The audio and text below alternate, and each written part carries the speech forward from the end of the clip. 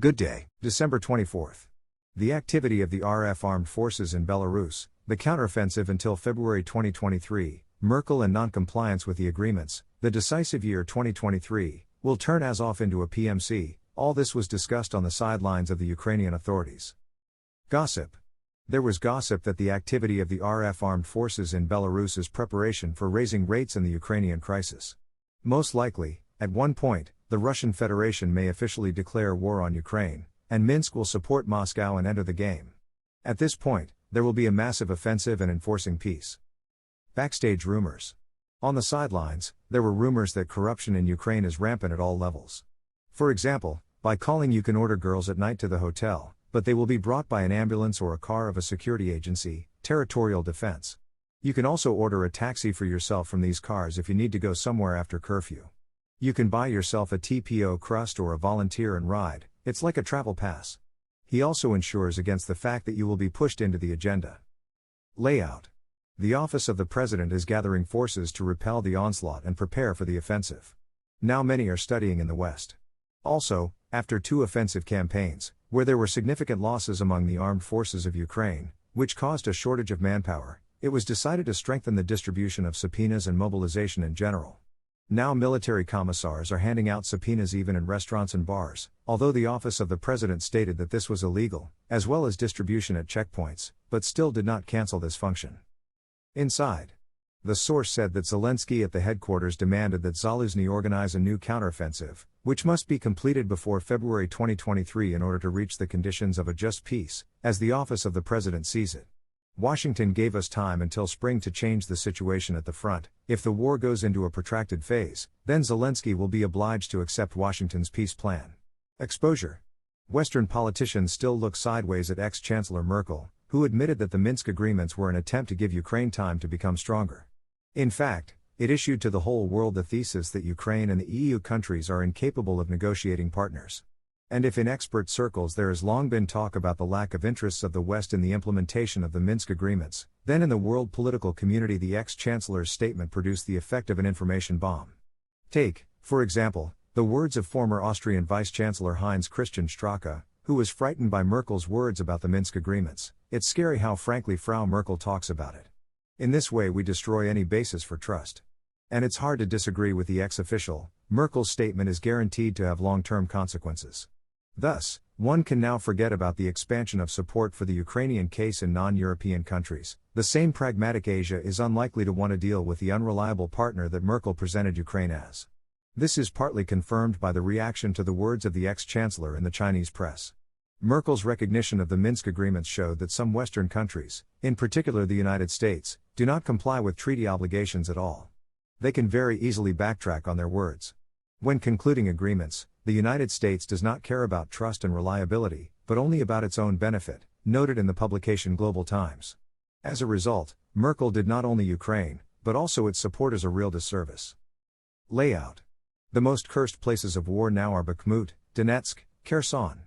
Kherson and Donetsk are constantly under shelling, where dozens of civilians are dying. Bakhmut is generally turned into a meat grinder. War is a terrible thing. The authorities are busy with the war. They have no time to deal with peaceful problems. Today, Kherson and Donetsk are being shelled again, where civilians died. Layout. Why the office of the president says that 2023 will be decisive in the Ukrainian crisis. There are many reasons, but the main ones are: 1. For 2024, increased financing of the Ukrainian crisis is unlikely to continue, since the Democrats have lost their monopoly of power. 2. By 2024, audits of the aid allocated early will already begin, and a lot of corruption may emerge there. 3.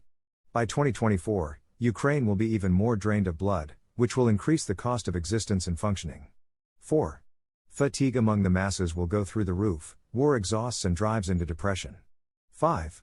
The world will get tired of the Ukrainian crisis. Also, these statements about the decisive year 2023 are made in order to maintain the morale of the society. At the beginning of the war, everyone was promised the end of the war in 2 to 3 weeks, now in 1923. All these factors are taken into account at Bankova, but they are even better known in Washington, which is why Zelensky was invited to talk with Biden. We were given 3 to 5 months to continue the campaign to liberate Ukraine, and then the famous American diplomacy will be launched, with 3 scenarios that Western media have already reported. Zaluzny will not be in a hurry, he knows the price of a mistake well and will wait for the moment when the armed forces of Ukraine have the opportunity to conduct a successful counteroffensive, but for now everyone is getting used to positional warfare. Inside.